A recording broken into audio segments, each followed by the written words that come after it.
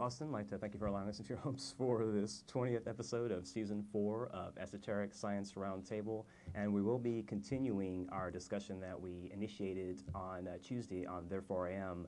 And so I'm going to have some of the same folks and a little bit of some different stuff as well to offer. And so we're going to continue again that same discussion. And I want to thank Sally and Christy for coming on. And also we have Celise and Omega over here as well. We'll get to them in a second. Again, we are discussing more or less the divine feminine energy that is part of all creation, that is very well considered in, as part of an esoteric tradition. A lot of things are clothed in this symbolism, the female tradition, and so we want to, again, enlarge on some of these ideas. And again, this is springtime as well, so this is another reason for us to consider some of the, again, the feminine aspects of nature and how that ties in at many levels. So I want to go ahead and start by getting some feedback from you guys as to, Omega, did you want to go ahead and jump in with something that you... I enjoyed Tuesday night. It was a great opportunity to talk about the divine feminine. All right. We covered a lot of good topics. Was there anything in particular that you wanted to get to today that we didn't? I was hoping to talk more about women's mysteries, and I'm glad we have more women to talk about that. Because I am pleased about that as well. Yeah, I felt a little... Okay. Hooked up here. You as well. Okay, sorry, go ahead. No, I just felt, I felt like, like I probably wouldn't have done a very good job representing that topic, so I'm hoping to do that tonight. Also, we did have Easter, so hopefully we can talk about Ishtar, but I know we also wanted to talk, there was a question on Tuesday night about whether to talk about Western traditions and women, or whether the focus was divine feminine, and I saw the Unveiling, and so I'm anxious to hear what some of the other topics are.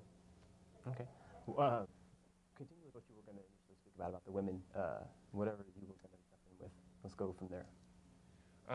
Well, I asked the question to Dionysus about the origin of women's mysteries. And it wasn't clear to me if that was a recent phenomenon looking backwards, like historical telescoping, or if it originated in ancient Greece or Egypt, or if it goes back into the prehistory. So the origins of women's mysteries, I guess as an organized activity. And so you didn't really have any revelations between Tuesday and today on that? Well, no, I wanted to ask, Celise. Okay. Guys, please, if anybody have any comment one way or the other? Sure. Actually, the divine feminine has been worshipped in India for back into prehistory up until present day. Obviously, you have the Shaktism, the feminine side of Shiva, right. very, very active in India now. You also have the Vajra Yogini sections of Tibetan Buddhism, where they worship the feminine aspect and discuss the feminine aspect of Buddhism. You have the Prajnaparamita, which is the all-encompassing feminine universe. But considering we are talking about India, and the way the castes are laid out, would this have prevented women at any level from participating in some of the mysteries in India in particular? Well, the caste system is aside from the worship itself, Would that predispose who was going to be able to be privy to certain teachings and things of that nature? I couldn't really say. Oh, okay. I was just curious. I would say that one of the topics we talked about on Tuesday night was the re-emergence, the continuous re-emergence of God. And that topic will re-emerge before the end of the show, for sure. Right, and so, for instance, in this particular topic, I think at every level in the caste hierarchy in India, there was still an emergence of the goddess energy. Okay, that's a very good point. So no matter what village you were in, or at what level in the social hierarchy, there was some kind of representative of goddess. Okay, very good point. I think you ladies would agree with that, more or less. Yes? I don't know that much about the Indian tradition. Yeah, I know less than that. So. Sorry, Kory. I have a good story. It ties in a little bit with linguistics. Please, go ahead. It was during the phase of Indian history where the Sanskrit itself was being developed, and they called it the effect Sanskritization. So India went through a Sanskritization. Okay. And the phenomenon happened where they had local river goddesses and nature goddesses all over India, and they all spoke local languages. in the villages, but they came in with kind of these larger, overriding Sanskrit goddesses. And then they would have this magical formula where you'd have a god who would like marry both a local goddess and a Sanskrit goddess, and they went through this effort over thousands of years to essentially convert all the local Indian goddesses over to Sanskrit goddesses. You mean like the Dravidians versus the guys that kind of came down out of Persia? And I think that the Aryan invasion theory might be false, but I think because the whole idea of the Aryan invasion theory was invented by Max Miller, who was a religious scholar. Elaborate somewhat on the Aryan invasion. Just that, theory. there was these darker Indians, and then there were like these Aryans who came in and attacked. Oh, okay. Okay, and it's like a standard story now in the West. Oh, okay. But the thought now is, and this is coming out of Indian scholarship, is that was actually an idea that the British used to essentially colonize the minds of the Indians. That when you look at the historical record, there wasn't the Great Invasion, that those people have always been there, and the word Aryan actually meant nobility. So that whole idea was just invented to kind of give the British some kind of moral right to come in and colonize. That's unfortunate. It was a really recent idea. I got you. Okay. Okay. Well, what are some of the topics that you guys want to jump in on? Is there anything in particular that you wanted to finish in on from last week? Well, I wanted to kind of respond a little bit about, you were talking about women's mysteries. And I know that, and the other thing was that kind of the reemergence, and I believe that the verb pop was used on Tuesday, that the goddess energy or the divine feminine would sort of pop back into view periodically. I found that a little disturbing because I really feel like, and again, I'm going back to more of a hermetic tree of life kind of set of imagery here, but that those polarities of masculine and feminine divinity are invariably rising and fluxing with one another. They you don't get just one. Oh, okay. You get both poles, even if one is not consciously mentioned. Okay, so there may be a subsiding of that ebb and flow, so to speak, but it's not as if something's going to pop in from out of someplace else. It was like there. Surprise, the feminine Okay. emerges. That's a good point to But, bring up. although it may be surprising within the cultural context of a particular, of a series of decades or a couple of hundred years. The other thing was about the women's mysteries, and I know that there were like the Eleusinian mysteries, which were open to both men and women and people from all different. And that's during the Greek walks era. They were a central focus. There were a lot of different mystery schools, but that was a central focus for Greece. And you could be a slave and be initiated into the Eleusinian mysteries. You could be a nobleman. It went right across their culture. But there also were specific mysteries for women that were celebrated during those times, and a lot of them had to do with menstruation. And I'm not so sure about ones that are like from India. I don't know if you can speak to that at all. If there were specific mysteries for women that were really formalized and made part of, the national consciousness.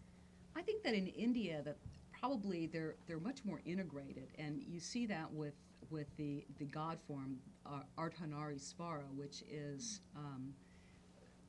Shakti and Shiva. You see it's like bilaterally divided as opposed to like the Western image of Baphomet, which is male and female combined in a different sense. But with Ardhanarishvara and with the Indians, is they sort of have this idea that God, Shiva, for example, doesn't have a physical form. In fact, you see the Shiva lingam is actually a symbol not necessarily of a phallus, but is the symbol of non-forming, and that it's the feminine aspect is the energy that brings the God and manifests God into earth, and so that it's incumbent upon everybody to combine both the duality to get the totality of the Godhead.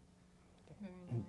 I think that really gets to the crux of what I felt like a lot of our discussion was leading to last time, which was really about the reintegration of that, ultimate divine feminine power and ultimate divine male power, and that our current religious thought, throughout at least this country, the Western country, is that, there's really been a castration and neuterization on both sides. Exactly. And I guess what I'm hearing you say, and I love this because it's like, wow, I'm getting this amazing lecture, and this is such a, it's like, wow, it is green over there.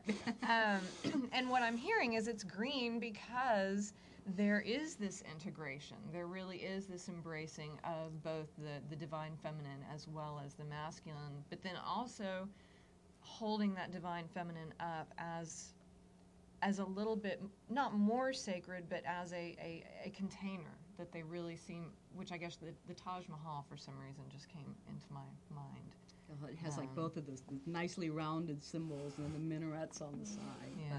And it was built for a woman specifically. Well, there you go. It also completely depleted the treasury. But that kind of irritated everyone, male and female. True. Yeah, one of the things I was reading about Tibetan Buddhism, where they were talking about the Vajrayana, which is, they said that there are like two paths, and one is the path of creation, which existence is basically non-dual, but it's very hard for people to grasp that. So what the guru would do would be to teach about duality, and the feminine aspect of oneself and the masculine aspect, and it's the combination of these two that form one, and then therefore becomes genderless. And I just find that So by demonstrating pairs of opposites, they were able to demonstrate the unity and the formlessness. Yes, and exactly like in ourselves as well, as we are made up of both True. masculine and feminine, yet we are integrated into one. True, very good point. Okay, let's see, what about... I have one. please. Let me just throw one out. Have you noticed,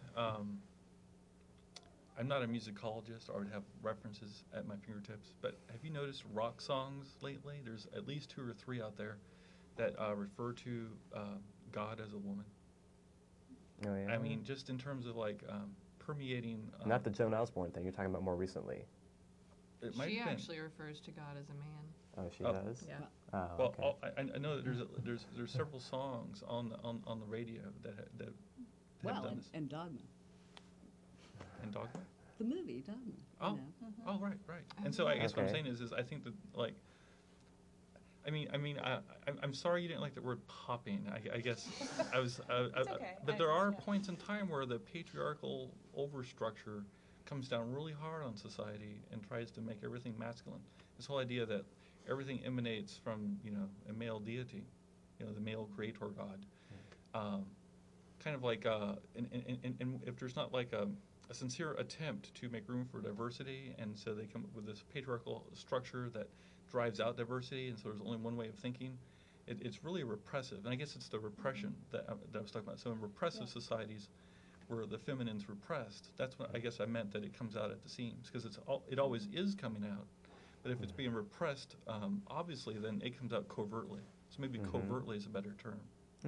And so in modern music, I see this this re-emergence of That's a God good as a point. woman kind of eking out into popular consciousness. Okay, and we did touch upon a couple of other, you were talking about, like along the lines of The Matrix and some of these other more popular upcoming movies that you saw, that the dominant feminine hero archetype or role model was coming into the fore more so. It's funny, I was actually in a tattoo shop just yesterday and realized I've been putting together a piece of artwork which incorporates a lot of Virgin Mary figures.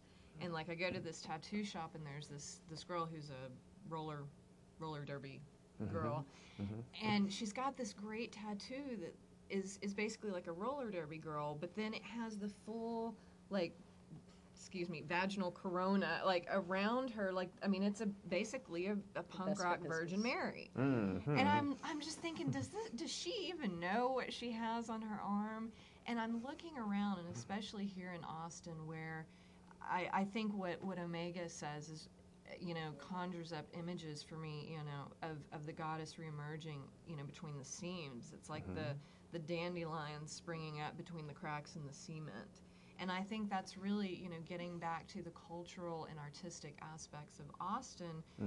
I feel like we're just seeing that time and time again, where these kids who basically the patriarchal society has just taken their metaphorical boot and rubbed them into the ground, and they've found comfort in whatever symbology that they can pull to. you know, whether it's a skull or a bat or a black rose, and all of a sudden they look around and it's like, wow, I'm being protected by the goddess. I'm being protected by Hecate. And I mean, these really dark, feminine, very rich archetypes, which most people are terrified of, but the people that have really needed to embrace her, she has also embraced.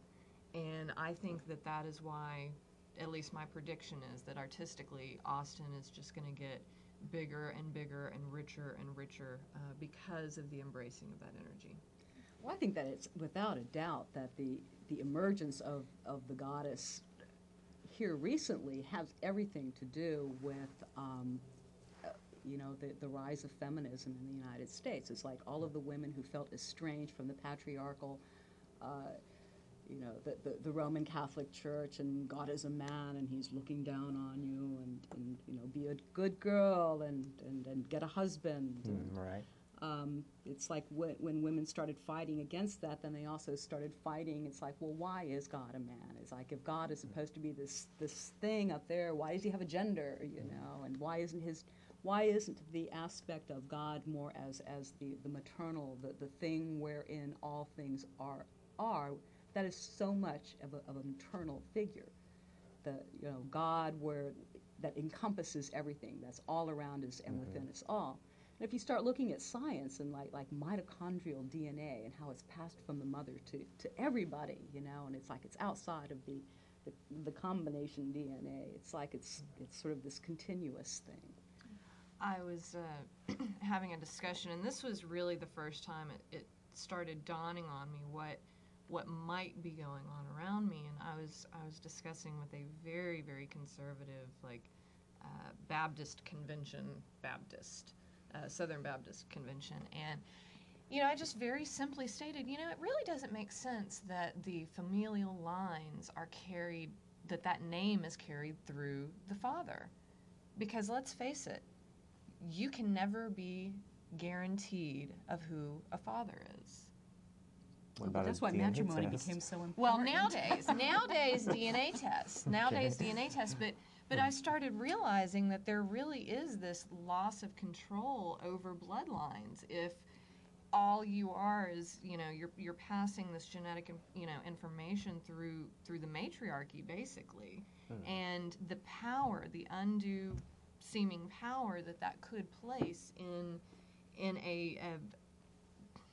the female population, basically.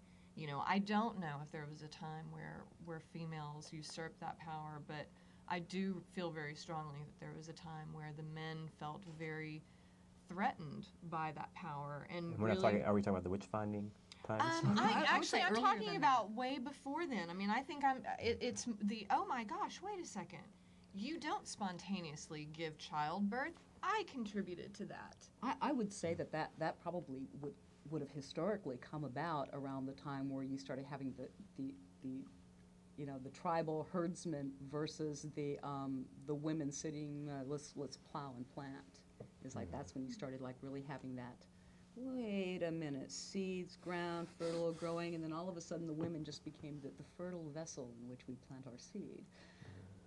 So I think that's sort of like when the matriarchy went underneath and the patriarchy came out on top. Well, we kind of painted a portrait of a symbolic, or not, excuse me, a cyclic rather, you know, ebb and flow of this divine feminine, that it would creep in, seep in, whatever term would be more appropriate, from time to time, or be more evidenced from time to time. And so I guess we were kind of curious, maybe from more recent times, you know, to discuss this more recent reemerging. Can we look at a real, you know, impetus point necessarily, or do we think that this has always been a condition of the feminine gradually, cyclically emerging to where there can be? Well, this is a really exciting time as a female magician and you know, ritual magician, that only in the last 50 years have we really had any way that we can control our procreation.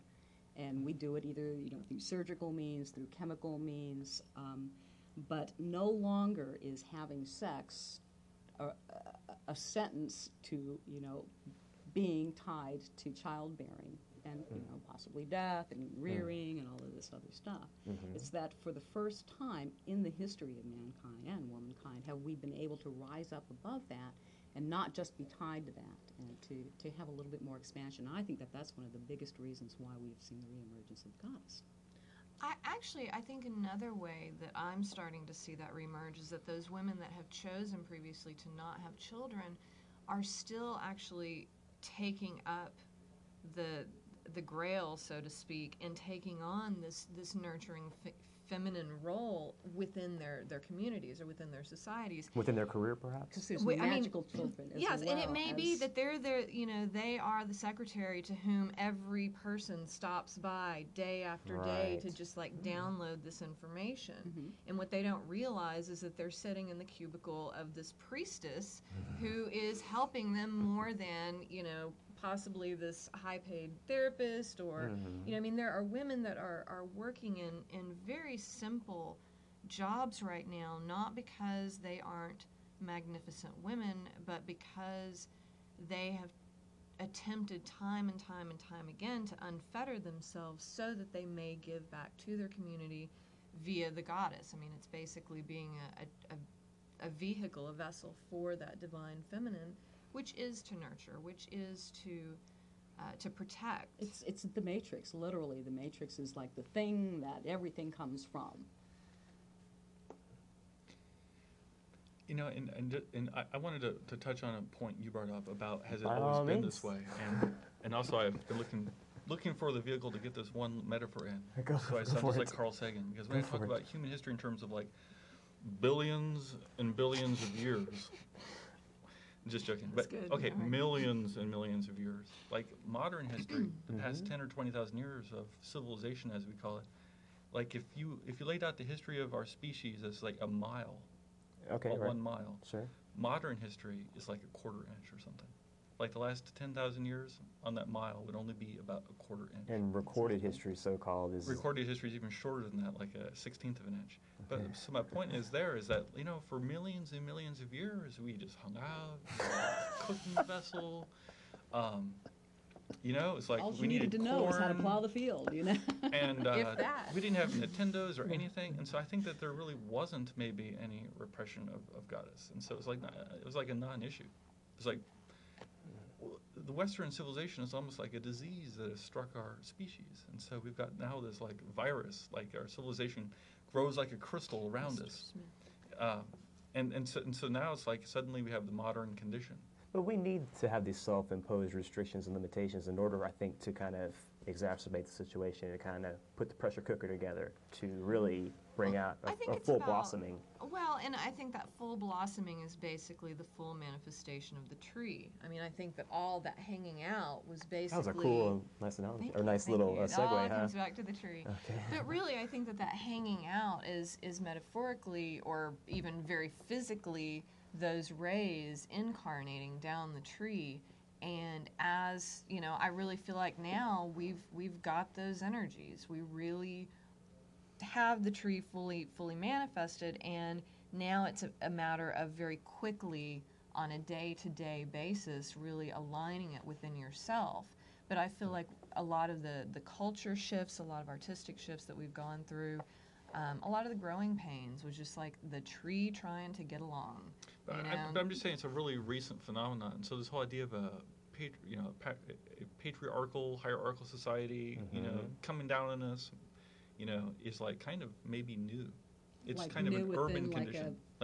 within 2,000-3,000 years. Yeah, or 10,000 maybe. I don't know. It's like an urban Yeah. problem. or What do you something. think about like an Alexander the Great, though? Do you think that they were this beneficent kind of domineering? I don't think it was very helpful at all. I don't think it was really super helpful. Okay. I don't know. Obviously, there's different opinions, but just marching across, Asia Minor, like raping and pillaging and stealing stuff from locals, and then making it all the way to India, and then But it's the civilization, though. You know, It's like it's founding running cities and water naming them and after garbage yourself. disposal. Okay, I'm I going to mean, throw a real big wrench in the works then. What about the aggression that's going on currently that may have a side effect at some level of lifting some of the oppression in the Middle East? That's obviously not the intent of the the instigation that's going on in that area, but there may be a side effect at some level. And how do we rationalize, or how do we throw that in the mix and to consider that as well? Or you just jump at the bit? I feel like the karma wheel is just coming to a big grinding halt for everyone right now.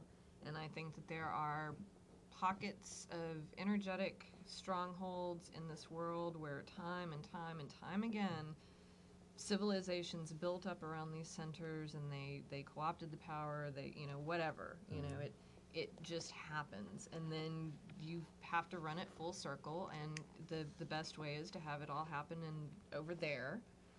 And, it's not, sometimes I get accused of being, cold-hearted about these things, but it's like, it's difficult for everybody right now, and we're all choosing to see the end of this civilization the way that we need to experience it.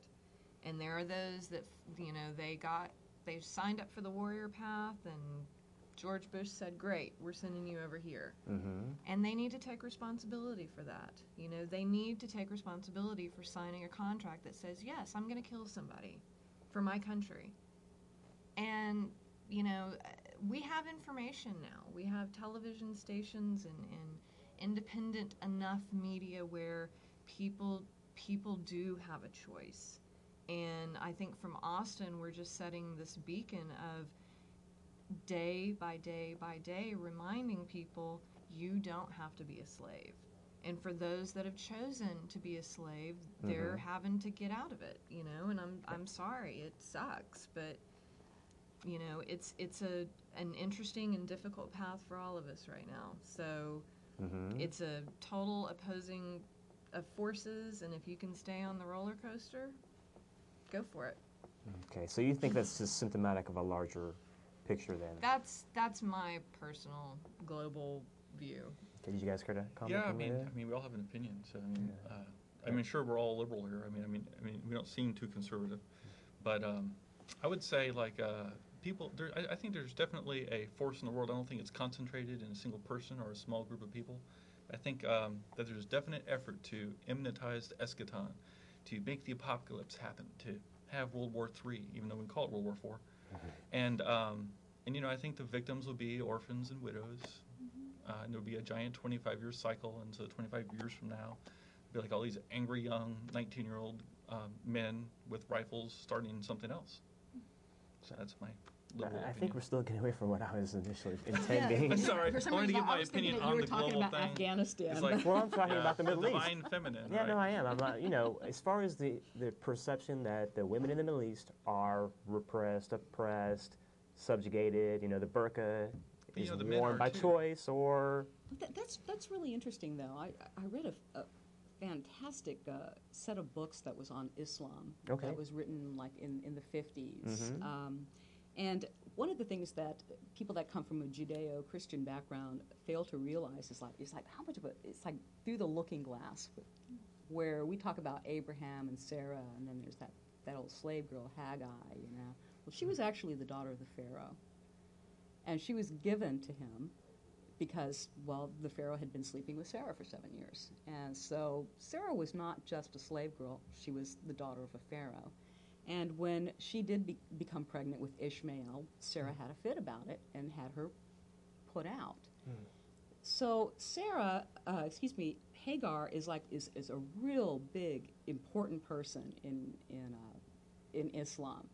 And she set her baby down and went in search of water, circling around 7 times. And when she came back to the baby, she saw this archangel, he hit his wing on the rocks, and water pours out, and then they build this well house. And Abraham comes and actually helps Ishmael build the house, which is, like now if you look at the I'm pulling so much there symbolism it out of what is. you're saying. Sheesh, That's the 7 times in the Hajj. and collectively that's building the house. building the house. It's the house of God. It's the house of the beloved. And if you go a little bit farther down to Muhammad, it's actually Muhammad's first wife was actually a divorced woman, and their initial thing with society is that they rescued baby girls from the desert who had been abandoned to die. as was the custom then. And so, like, that was like their really big drive early on was to rescue the girl children. And in Islam, women are, they had more rights earlier than Western women did. They were allowed to hold property. They were treated very well within the sanctity of their own homes.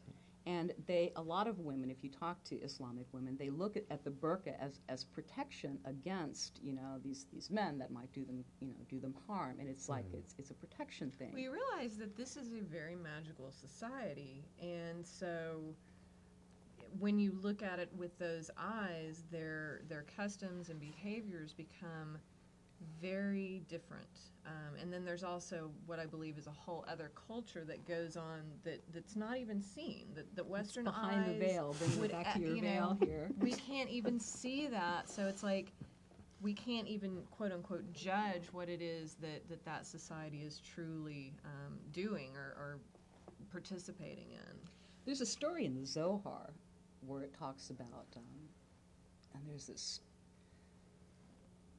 The Torah is like a beautiful woman who lives in a tower, and she goes to the window every day and peeks out from behind the curtain, and she looks down at her lover, and her lover every day comes and stands in the same place and looks up, hoping to see a glimpse of her from behind the veil.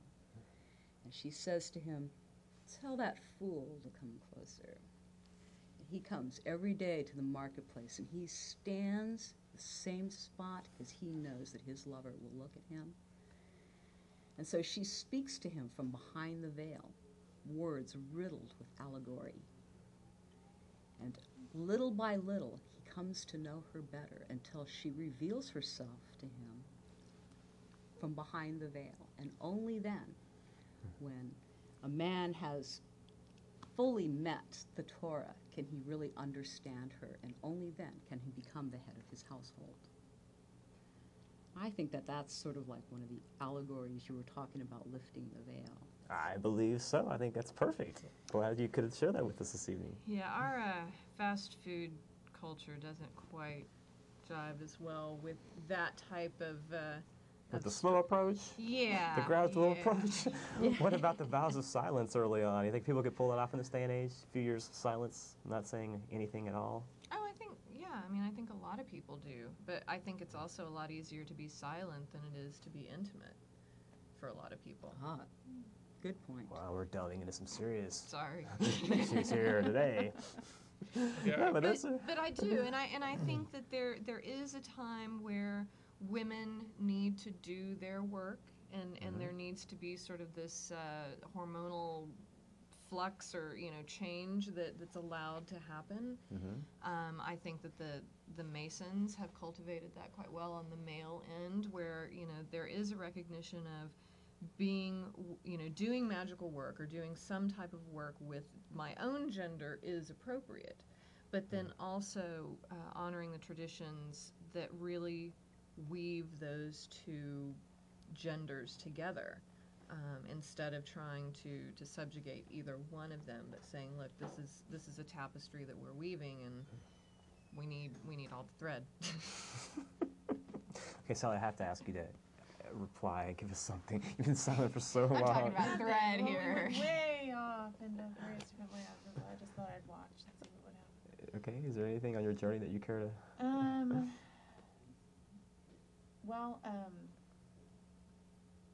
no. No. She's I really going to practice silence. there you go. Easier than intimacy. I'll just say non-intimately silent. No, I like what you're saying at the end there about having both the masculine and the feminine, and the importance of that coming forward into whatever the future brings. And that if we're able to have both these energies of the divine masculine and the divine feminine within our consciousness, and I think that some of the magical societies that we talked about the other day, the OTO being one, and the coming from the Golden Dawn, and even coming out of that Masonic tradition, it's setting us up for something where we're able to kind of think with both halves of our brain and be able to have all the aspects of our psyche present at the same time, even though one may be light and the other shadow, being able to have that full awareness. I think that's something that's really been coming up for the past 150 years and been a lot stronger in the past 100 and has made a lot more conscious leaps forward in the past 50. And so it'll be interesting to see what comes forward with that. I mean, it's like Omega was saying a few minutes ago about that drive for the apocalypse. We've known that drive existed, within our written history. We can see it in the New Testament. We can see that drive forward, that this is imminent. This is going to happen immediately. And if we look at a lot of the Christian literature, that's a constant theme.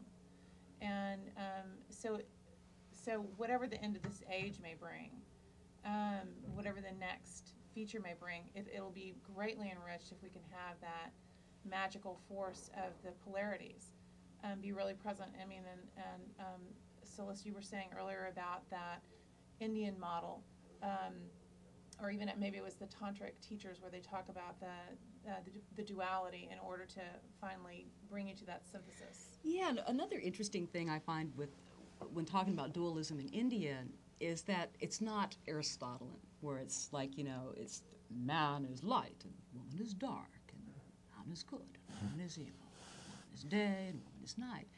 It's, in India, it's like man is the flame and woman is the heat of the flame.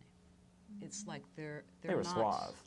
Yeah, it's like, this man is the ocean and woman is the wave, to where they're complements rather than opposites. And I think that mentality needs to be bred more so. That needs to be more of our modern day approach to the whole topic. But let me ask this, Sally, along the lines of what you were saying a second ago, how do we see the role of the esoteric group, the esotericist, the esoteric unfolding? Where does that lie in relation to this unfolding of the feminine and this finding balance? Is that something that's very key and very crucial to the unfolding of this for humanity? Is this something that's just a little side bar issue that a few people will dilly and dally into? Or do you really see, as I do, I'll just go ahead and lay this out, I see that the esoteric societies for hundreds of thousands of years actually have been laying the groundwork for all these things to emerge gradually through, betterment in social consciousness and respect of all life, respect, and a view of everyone as our brother, universal brotherhood, all these things that can come together, goodwill, right, human relations. I feel like the undercurrents have been, being cultivated for thousands of years through these groups, and so I see this as being a real culmination, allowing the more feminine attributes to be, more emphasized, and considering also the heads of a lot of these organizations were women, very bold, pioneering, in some cases domineering women, as in the case of Helena Blavatsky, but these women with very visionary women that felt compelled to do some work, and a lot of times it took on a humanitarian connotation. So what do you think the worth of or the value of the esoteric society through all that has been and continues to be? It's so tempting to say, oh, they're just marginal. They're nothing. No, they could be. We can take it that way, but I don't think so. I think that the point of that kind of magical work, and we touched on this a little bit last week, is that when these formulae are worked, even only if it's only between two people, if that balance is achieved only for a moment, that sets a keynote, that strikes a vibratory rate, Okay. which I believe echoes out throughout the whole culture. Okay, right. And that's sort of the point of doing certain kinds of magical work, is that you establish a tone, you establish a certain vibration, and it alters your life, and it alters the lives of those you touch. And it may take generations for that to come about so that it's common knowledge or it's something that's commonly done. But I think when we look at some of the leaders of these different groups, I know that we were talking about who are kind of some of our favorite, Sure.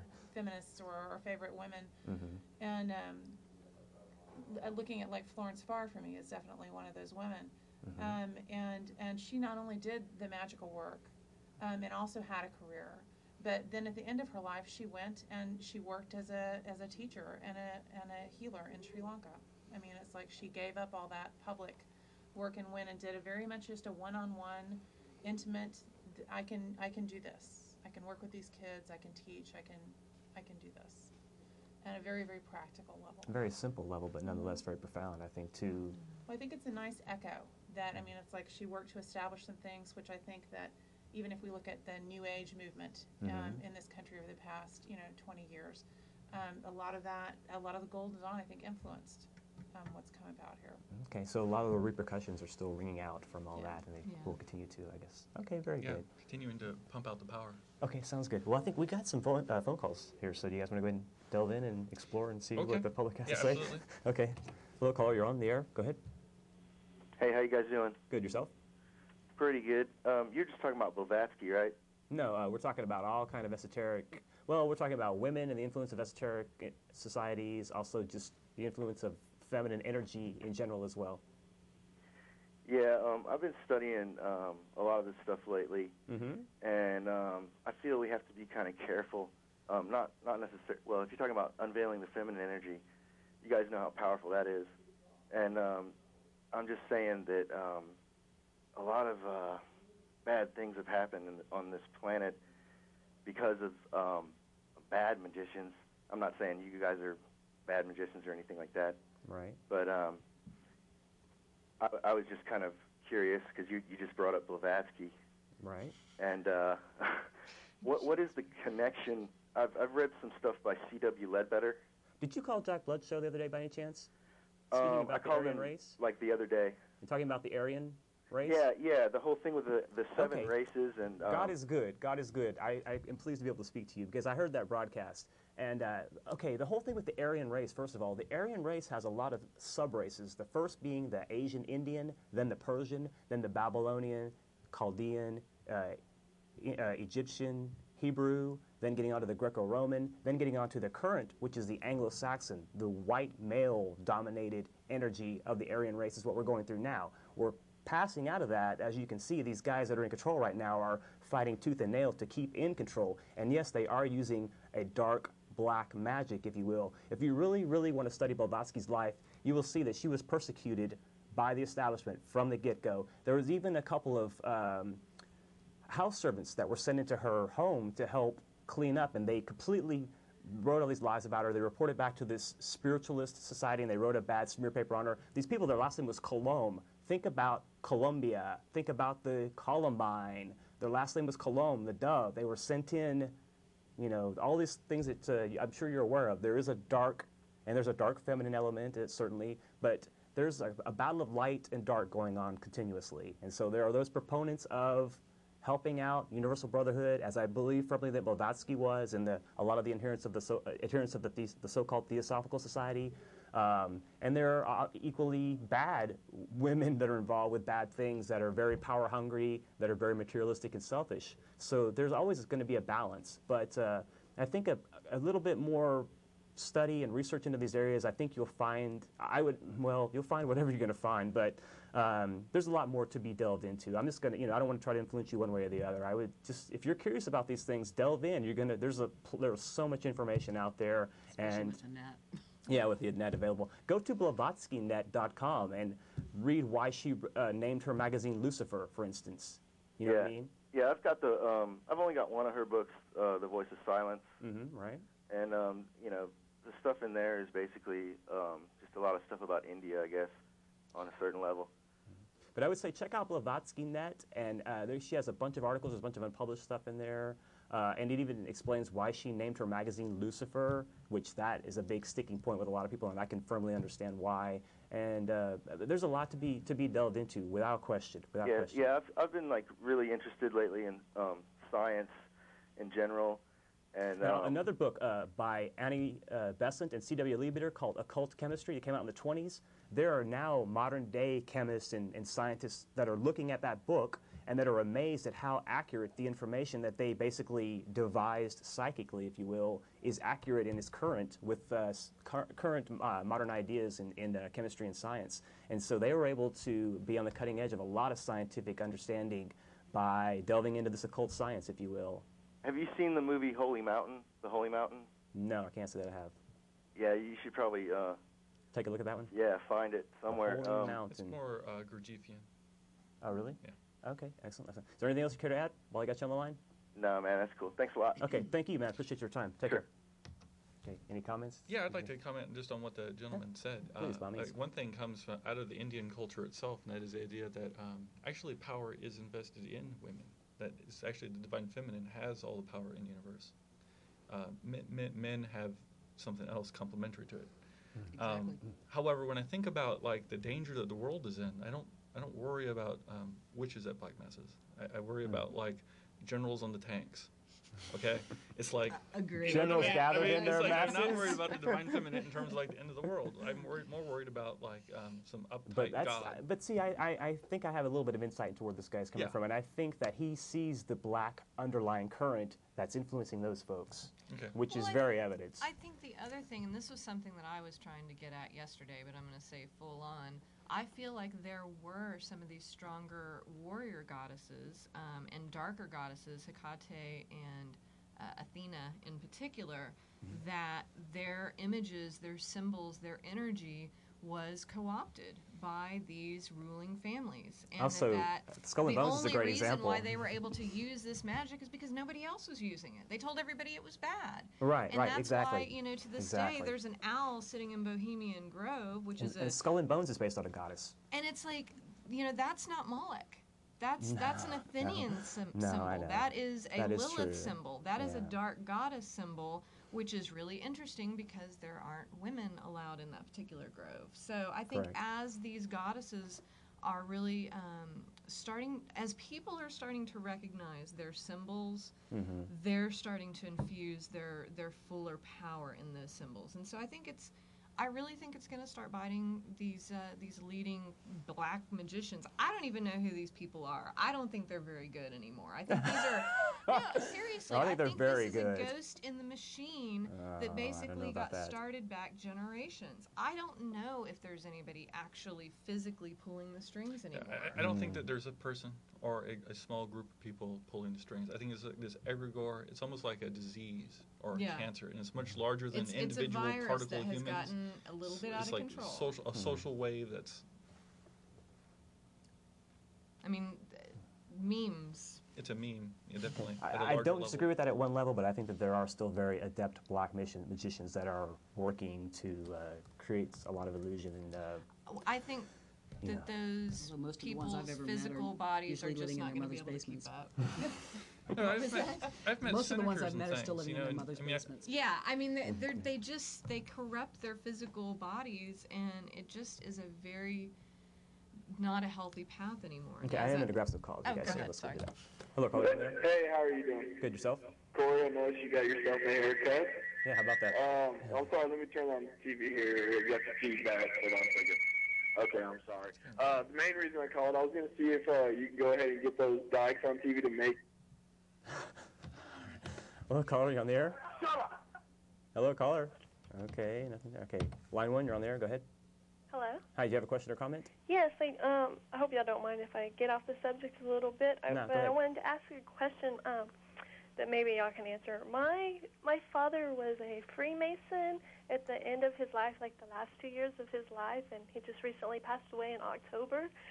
And anyways, when he passed away, the Masons gave me this ring that has that my father wore that has a diamond with like a number 7 in it, and I don't know what that means. Does any of y'all know what that is? Does anyone care to That elaborate? symbol? I think you should No, take that I question. actually I don't know. I would like to say that I'm sure that you could ask the lodge where your father was. Like they have a very family orientation, and so you're probably always welcome to go there. You have a lot of rights and privileges being a Mason's daughter, and so I'm sure that they would probably be able to answer it. Probably they in their minds had some symbol that probably does mean something. Maybe it means Venus, or maybe the diamond itself means something. But I would talk to them and ask them, what they meant by it. But it doesn't automatically refer to the 7th degree masonry. No. Okay. Is there anything else you care to add along those lines? That's all. Okay, Y'all well- are having a great show. Thank Okay. you. Well, did it worry you that he was affiliated with Oh Freemasonry? no, not at all. I'm pagan. So. Oh, okay. Right on. Easy enough. Yeah. That answers that question. Okay, thanks a lot for taking the time to view. Take care. Have a nice evening. that was cool. Okay. Hello, caller. Hey, I was just wondering where... Okay. Hello, line 3. You're on there. God, I'm Corey. Corey. Okay. There's your drunk friends from I tonight. don't know. Okay, we don't have a whole heck of a lot of time left, so in the waning minutes, let's I wrap it. Actually- had one too. So go ahead. I want to get one thread in before we're done. But Okay, go Okay. ahead. I really, I want to bring this back down to a very, very physiological basis. And one thing that I feel is really going on, I think the movie, I can't even remember the name, but basically people are talking about a pole shift. There's going to be a pole shift. Mm-hmm. The planet's going to Yeah. experience I did a pole show on a shift, pole and then shift. it's going to With freeze. And Spensky. yeah, day after and what tomorrow. I honestly in my body feel is happening is that there is a pole shift, Right. but it's our brain, and that we're actually going from the left brain didn't see my to show. the oh so scary I did right that brain. show. I called it a pole shift, and that was all about our shifting It consciousness. was in Wired magazine too. They talked about exactly what you just described in Wired magazine. Okay, well, cool. Yeah, good. there. I think that's basically what's happening. So if you're Christian and that scares you, well then learn how to draw. Mhm. Okay, Weaver. Goes to threads by the Okay, boy. I've got a thread. I wanted to jump back really quickly to when we talked about Islam and how, America's here to go over there and defend women and get them out of those burqas. I've heard that from some people, Right. actually. So that but what's interesting is because we don't hear a lot in America, we don't hear a lot of the Islamic rhetoric. So they have a whole different world, and they don't translate it into English and publish it in the Austin American Statesman. Mm-hmm. It's funny because their rhetoric is like Americans debase women. Mm-hmm. They're shocked that we send our daughters just to dance at the strip club, and that, we send them to and that there's so much pornography and these kinds of things. Now, I'm not opposed to that, and I'm not in Islam, but I would like to say, there is a whole different world where they're thinking to themselves, wow, we protect women, and it's like the Americans who are not protecting women. Absolutely. I mean, if you read the 1001 Nights, it's like there's all these little stories of the girls going, "Father, you brought that man, and he saw me without my veil. How could you shame me that way?" Because they do feel very protected Right. behind the veil. And I would like to see the crime statistics, like crimes against women here and crimes against women there. I don't know. I think people would be shocked if they looked at the real numbers. Yes, That was my that'd be little some thread. interesting stats. That's a great points to have brought up. I appreciate that. Okay, any other points, any other threads to be woven in the last 20 minutes? Nothing there. I'm trying to extract a thread. There's no thread to be extracted. Okay, any other questions, comments? Well, actually, one other thing. There was an email going around for a while. Actually, it was throughout the pagan community, and it landed in my email box. And one of the things that it was talking about, I think it was actually from somebody either in the Christian community or in the Jewish community, that was talking about the need for a religious left, and why that has really, that lack of pillar, which if you look at the tree, I feel like they're really calling for is a pillar of severity. Mm-hmm. Well, in getting back to a very traditional Kabbalistic formula, that's the feminine. A lot of people don't like to acknowledge that, but Mars is on the feminine pillar. Saturn is on the feminine pillar. Mercury is on the feminine pillar. And so I feel like, actually when you look at the Catholic Church and their iconography, it's very interesting that the nuns, they've really cast in that, pillar of severity role, but in a... Especially if you've gone to Catholic school. I took my SATs there, and that was enough. Not that I have, but It just was from, it was a very interesting experience. As they pointed out, I don't know if any of you have ever read Promethea, the comic book by Alan Moore. Fabulous. But they point out that they kind of go up the tree of life. And when they get to Bina, they make the point that that Mary in Greek enumerates to 156, the number of Babylon. And Binah classically represents the divine feminine.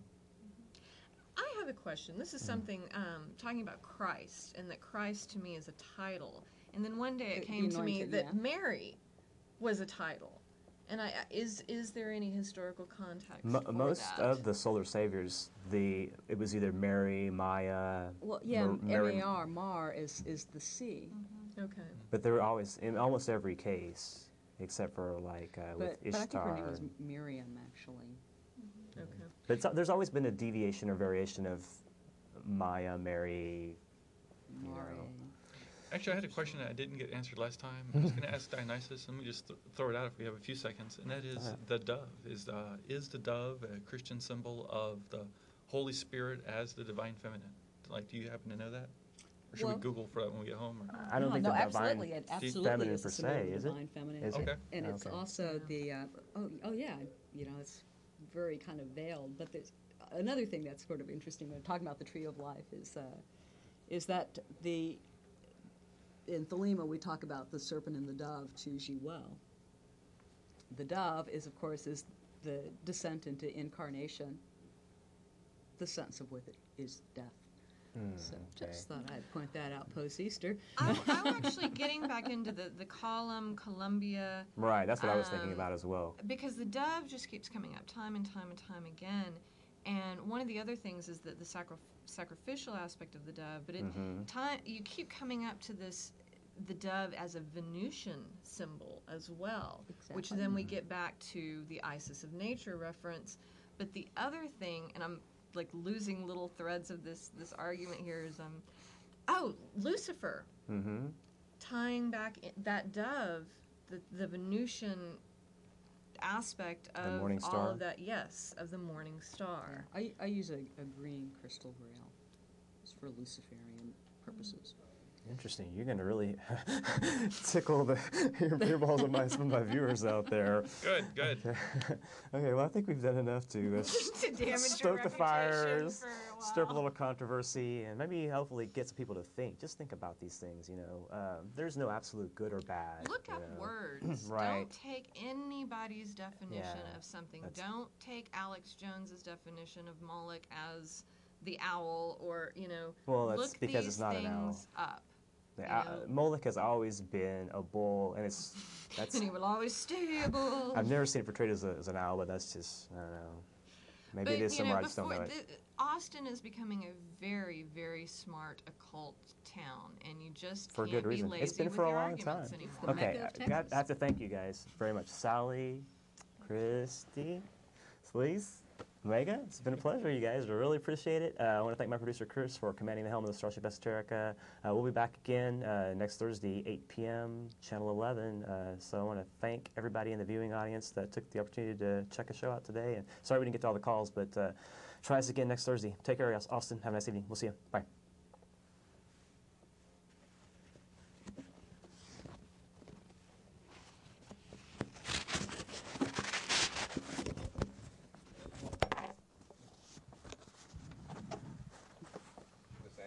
Okay. Roll it. We're like, God, Kory, what are you doing? You're making noise. Looking at your necklace, I have a matching one with the lapis. I do too. It's really nice to meet you. I'm sorry I was so tired and unable to talk. Dude, I've seen you Actually, before very too. good. Were you either at like some of the OTO plays? Oh yeah, I'm actually the EGC secretary in one of the local visions. Oh, wow. cool. Right. And also, Well, what it's very about nice when to meet Nice to meet you too. there was also a My Tom necklace, the root symbol for Tara. Nick, it's good to see you, man. Like a Saturn Take care of symbol yourself. with his top, And- basically. Yeah, it's so funny. People come up Thanks for talking about